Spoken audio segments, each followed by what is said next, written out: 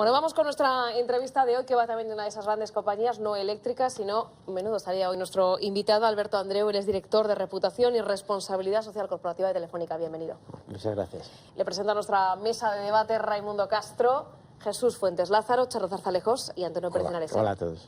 Bueno, el motivo de que el señor Andreu esté aquí con nosotros es para hablar de unos premios que vienen a, digamos, a reconocer el esfuerzo, el trabajo que hacen las pequeñas y medianas empresas de nuestro país para acoger o tener entre sus empleados a personas discapacitadas y que además fomente las tecnologías aplicadas a mejorar su calidad de vida. En concreto son los premios Telefónica Ability Awards, tercera edición este año. Tercera edición. ¿Cómo van las cosas? Pues las cosas van bien. Yo creo que respecto a los premios las cosas van bien, y un poco el objetivo que tienen y que hemos intentado hacerlo, pues de alguna forma desde hace ya 2 años, esta es la tercera edición, es incluir eso que hemos llamado el concepto de la discapacidad en la cadena de valor. Un dato que creo que es relevante: en el mundo hay aproximadamente 1.000 millones de personas que tienen algún tipo de discapacidad. En España aproximadamente hay unos 4 millones de personas que tienen algún tipo de discapacidad. Y lo que parece claro es que desde un punto de vista de mercado, desde un punto de vista de tamaño de mercado, no es posible mirar a otro sitio, porque en el fondo estaría dejando fuera a un porcentaje muy amplio de la población. Y en consecuencia los premios están buscando eso, ver cómo las compañías incorporan en la cadena de valor en la discapacidad, desde lo que es el diseño hasta lo que es el servicio postventa. Hay un ejemplo que yo siempre pongo que es interesante. Los grifos monomando se inventaron para personas con discapacidad que tenían algún problema motriz. Hoy todos tenemos en casa un grifo monomando. Las rampas se utilizaron para ir con silla de ruedas. Todos los que somos un poco vagos subimos por las rampas, o con los que llevan el coche del niño, o los que llevan el carrito a la compra. El diseño en origen es una cosa importante. Y eso, de alguna forma, es lo que también están buscando los premios. Insisto, cómo incorporamos la discapacidad en la cadena de valor en su conjunto. Aquí en Castilla-La Mancha ya hay empresas que ya han presentado sus opciones. Sí, tenemos, el plazo termina el día 10 de abril y a partir de ahí, pues bueno, se inicia un proceso largo. Lo que es verdad es que, como es muy típico en España, siempre esperamos al último día. Así que hasta el último día no sabré decir qué número tenemos, pero este año ha subido bastante la participación de empresas de ¿En cuánto más o menos estamos hablando ahora mismo? Pues ahora mismo estaremos hablando, el año pasado tuvimos unas 450 candidaturas, solamente unas 40 eran del territorio. Yo creo que este año quizá doblemos. Solo 40 de España, quiere decir. No, 40 de Castilla-La Mancha. Bueno, bien. Este año la idea es ampliar ese. Sí, la idea que tenemos es ampliar, multiplicar. ¿Qué requisitos tienen que cumplir esas empresas, pequeñas y medianas empresas también, para participar en estos premios? Bueno, primero tienen que ser empresas. Lo que nos pareció importante es que fueran empresas. La idea es incorporar la cadena de valor, la discapacidad en la cadena de valor, tienen que ser empresas. Es decir, no estábamos pensando en ONGs, porque básicamente es su core de la actividad, y tampoco estábamos pensando, por ejemplo, en centros especiales de empleo, que se dedican a dar empleo a personas con discapacidad, porque ese es su core. El objetivo que buscamos era ampliar ese core al resto de las compañías. Este es el primer requisito: tienen que ser empresas, tienen que tener básicamente cumplimiento de la ley. Hay una ley en España que es la LISMI, la Ley de Integración de las Personas con Discapacidad, que exige para compañías de más de 50 empleados tener un 2%, y a partir de ahí lo que tienen que presentar son diferentes alternativas de, pues por ejemplo, de qué está haciendo la alta dirección, cómo están reclutando a personas, cuánto de accesibles son sus productos y servicios, qué orientación al cliente tienen. Por ejemplo, la primera edición, uno de los ganadores fue el Ayuntamiento de Ávila, y el Ayuntamiento de Ávila, frente a otras ciudades, había conseguido ser una ciudad muy accesible.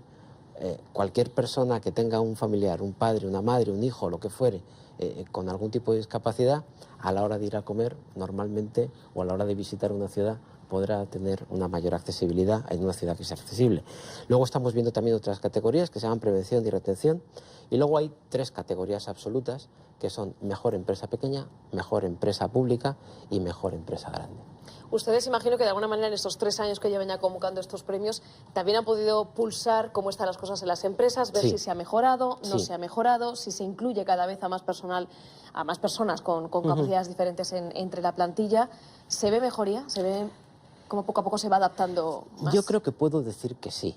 El primer año tuvimos una edición con bastantes candidaturas. La segunda edición, que normalmente son entre 18 meses, bajamos un poquito, se notó la crisis. y este año va subiendo más. Sí que estoy viendo también, sí que estamos viendo una cosa, y es que se empieza a ver la inclusión de la discapacidad en las empresas de una manera natural, no de una manera marginal, eso es importante, ¿no? No de una manera, llamemos, como dicen los anglosajones, del tipo charity, no de una manera de doy penita, se empieza a incorporar de una manera natural.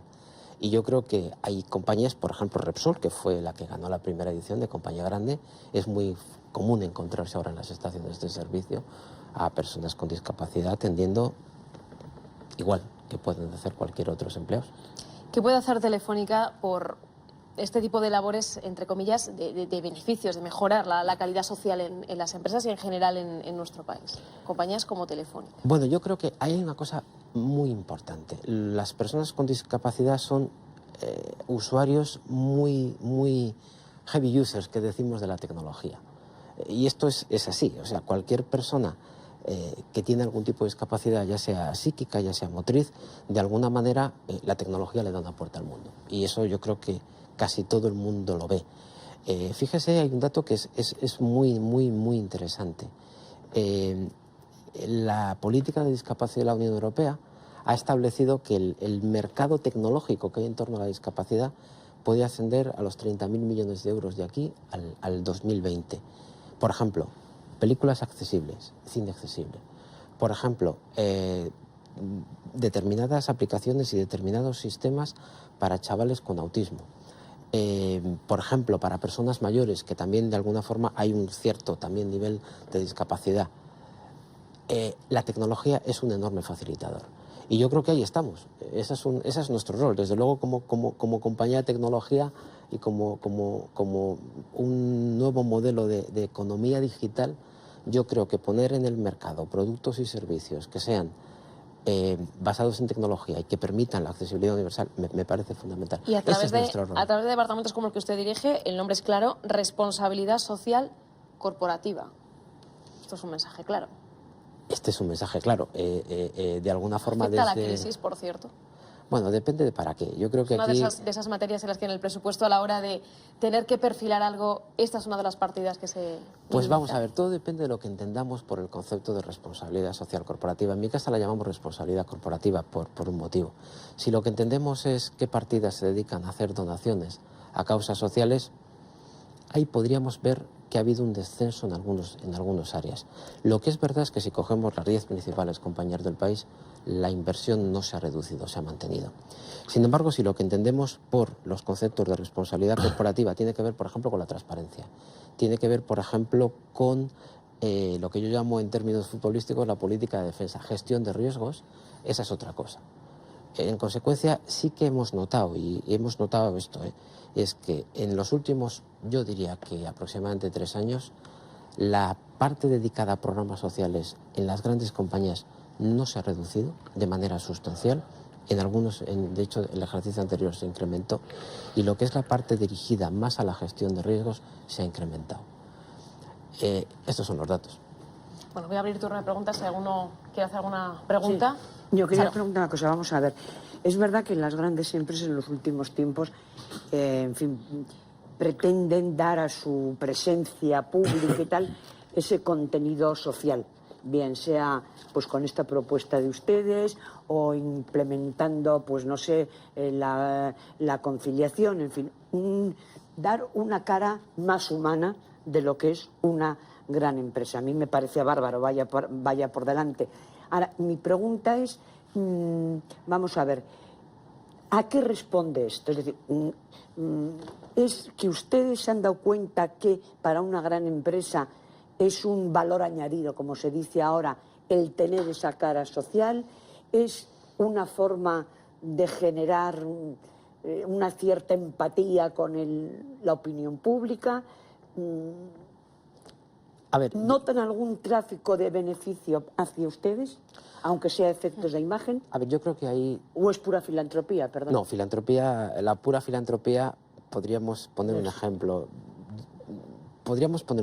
El mayor filántropo de Wall Street fue precisamente el banco que más problemas tuvo. Es decir, esto es una cosa que es... O sea, filantropía y tal no va a ningún sitio. No, porque no es sostenible. Ya. Ese es el elemento. ¿Por qué el mundo de las grandes corporaciones empieza a entrar por aquí? Yo creo que hay muchos motivos, pero hay uno que es importante. Si al país le va bien, a la compañía le va bien. Eso es evidente. Si a la sociedad le va bien, a la compañía le va bien. Y ahí cada vez más el consumidor de alguna forma tiene que tener una sensación, ¿cómo lo diría yo?, de empatía con la compañía. Podríamos pensar en otra expresión, que es la idea que nosotros hablamos técnicamente de legitimidad. Cuanta mayor es tu legitimidad en un determinado país, mayor es tu capacidad para operar. Y luego hay una cosa que tenemos que ver: casi todas las compañías globales trabajan en varios escenarios. Trabajan, nosotros, por ejemplo, en nuestro escenario es Europa, pero trabajamos mucho en América Latina. Y es muy importante, cuando tú estás trabajando en América Latina, tener legitimidad local para operar. Porque si no tienes esa legitimidad para operar, eres una compañía de fuera, tienes de alguna forma una visión distinta. Y luego hay otro elemento que yo creo que es quizá el más importante. Desde un punto de vista de gestión de riesgos, que antes decía, el mundo hoy es global. Un impacto que ocurre, por ejemplo, vamos a poner Guatemala, mañana, hoy mismo lo tenemos en Madrid. Y yo creo que eso es uno de los motivos. De hecho, la globalización ha favorecido que existan este tipo de programas, donde de alguna forma la idea es muy sencilla. Tengamos unos mínimos comunes de actuación semejantes en casi todo el mundo, más allá de lo que son los estándares legislativos. ¿Este premio existe también en América Latina? Este premio lo empezamos en Irlanda. De hecho, su creadora es una ahora se llama emprendedor social, es una chica irlandesa que tiene resto visual, es prácticamente ciega. Y es curioso, si me permite la anécdota, pero esta mujer empezó a trabajar, fue al colegio, y cuando cumplió los 18 años le dijo a su padre: me quiero sacar el carnet de conducir. Y le dijo a su padre: hija, no te puedes sacar el carnet de conducir porque ya no puedes ver más. Y entonces ella dijo: ¿se ve más? Y el padre dijo: sí, hija, se ve más. Y entonces empezó a trabajar en Accenture como consultora, y en un momento determinado tuvo una visión, se fue a la India, se montó un elefante que se llamaba Kanchi, y ella dijo: la mejor manera que tengo de incorporar a las personas con discapacidad es a través de las empresas. Este premio nace en Irlanda. Nosotros lo traemos en España. Historia, por cierto, es una historia muy bonita. Nace en Irlanda, nosotros lo traemos a España, y la idea que tenemos ahora es llevarlo también a América Latina. El año 2015 lo llevaremos a Alemania, y luego tenemos la opción de llevarlo a diferentes países de América Latina. El país que yo creo que más madurez tiene ahora mismo desde el punto de vista de la discapacidad, yo creo que es Brasil y Colombia también. Brasil y Colombia. Sí, Brasil y Colombia. ¿Y en Europa, cómo está España situada? Las empresas españolas. A ver, yo creo que en España es un ejemplo. Creo que lo podemos decir. España tiene unos condicionantes históricos muy fuertes. La ONCE ha ayudado mucho. Hombre, o sea, la ONCE lleva 75 años trabajando por la discapacidad, y está embebida en la cultura española. Y eso ha hecho que muchas compañías españolas, trabajando de la mano de la ONCE, trabajando de la mano del CERMI, trabajando de algún tipo de mano de instituciones, pues han ido trabajando de una manera, yo creo que una manera seria. De hecho, los modelos españoles, muchos de ellos se están ahora replicando en América Latina. ¿Qué ocurre? Pues como todo, que todo requiere un cierto tiempo. Yo creo que, por ejemplo, la ley me ayudó, el hecho de que exista la obligación a empresas de más de 50 empleados a tener el 2% de empleados con discapacidad, o en su defecto lo que se llama medidas alternativas, que es comprar eso que se llama centros especiales de empleo, y yo creo que eso ha ido ayudando. Y cada vez más... ¿Se puede ir a más? ¿Se puede reclamar ir a más? Se puede todo. ¿Qué diría el otro? Otra cosa es que fuera posible. Yo creo que las cuotas en algunas cosas ayudan, en otras cosas perjudican. Si tú puedes ir a un 5, ¿para qué te vas a quedar en un 2? Y si tú tienes un 1,5, tienes que llegar al 2. Yo creo que el 2 es un estándar mínimo que se ha puesto, que de alguna forma está aquí en España, pues en algunos sitios funciona más que en otros, sí. Yo tengo que decirle que felicitaciones por el programa, ¿no? Porque todo lo que sea Muchas gracias. Un proceso de integración de gente discapacitada, a mí me parece que es bueno para todos, para España, para ellos, para el sistema productivo y para la compañía, evidentemente.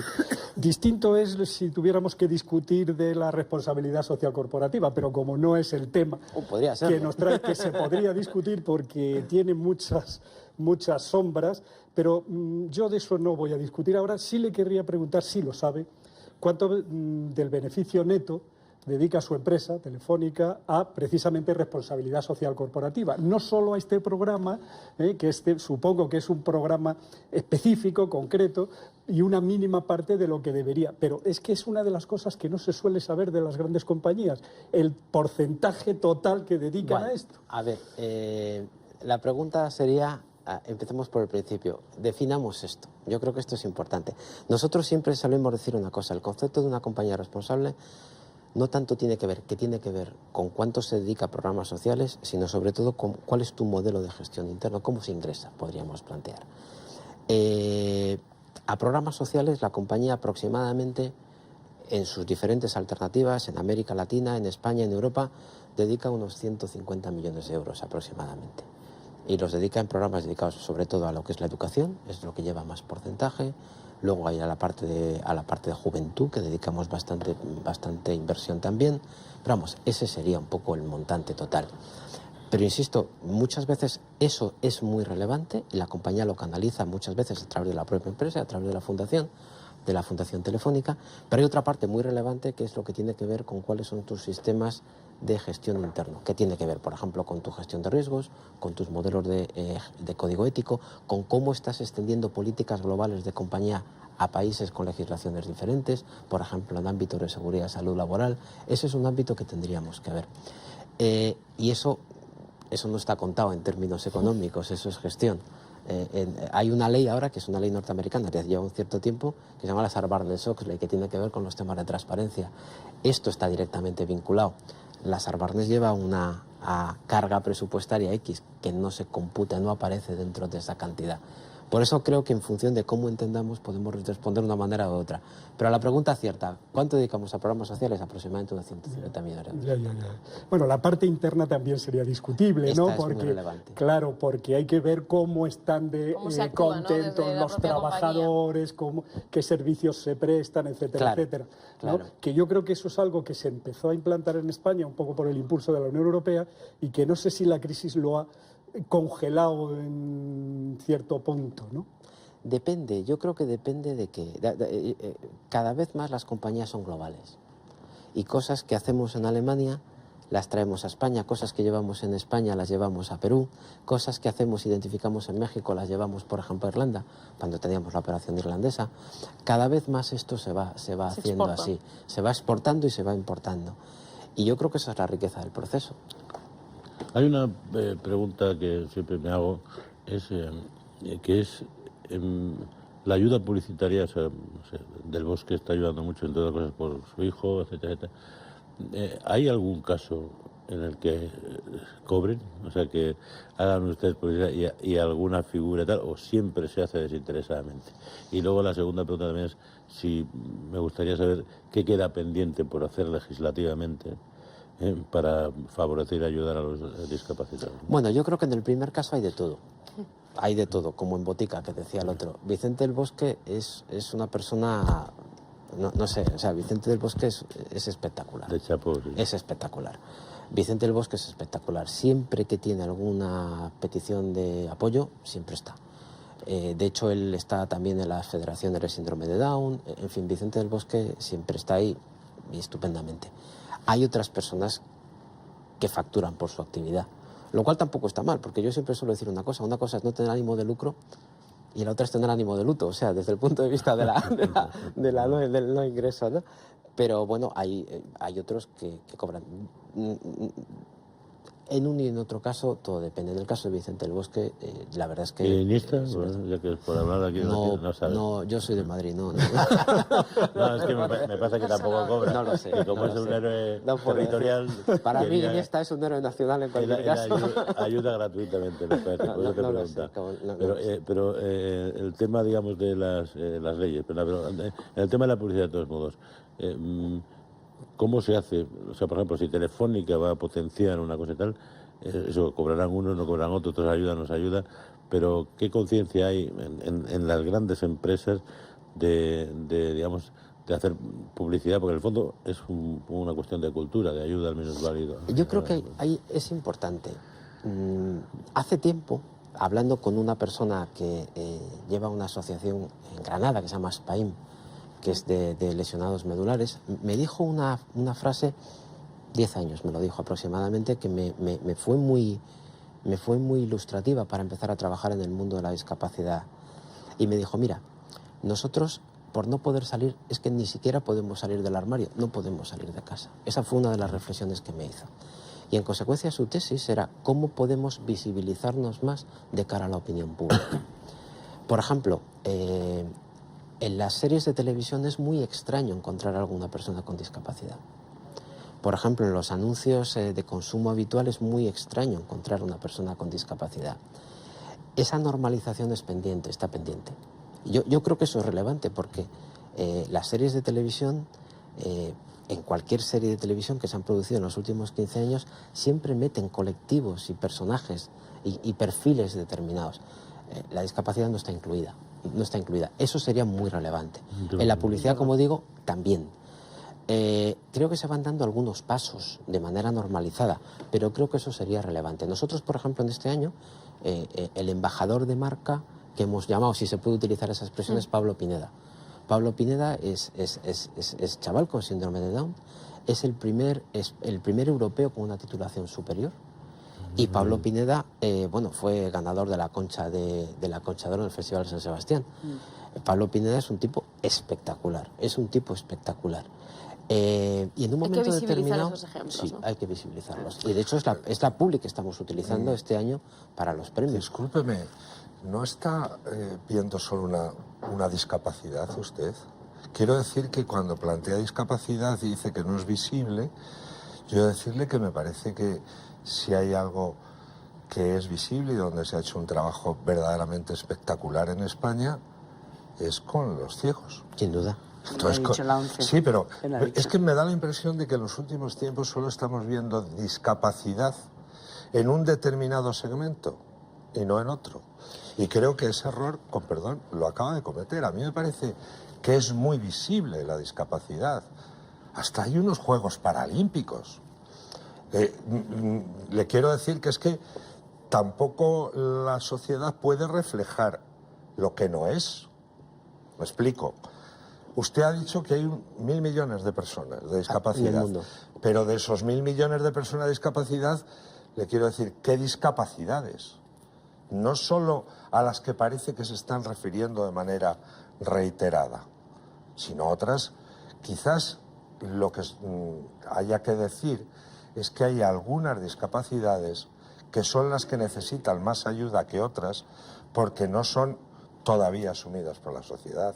Pero no creo que debamos golpearnos, porque creo que nunca se ha hecho un esfuerzo tan increíble por parte de la sociedad. Chani. Pregunta concreta. No, era un poco replicar. Quiero decir que me está dando la impresión de que solo veíamos a unos discapacitados y que hay muchísimos de los otros que por fortuna lo entendemos como parte habitual de...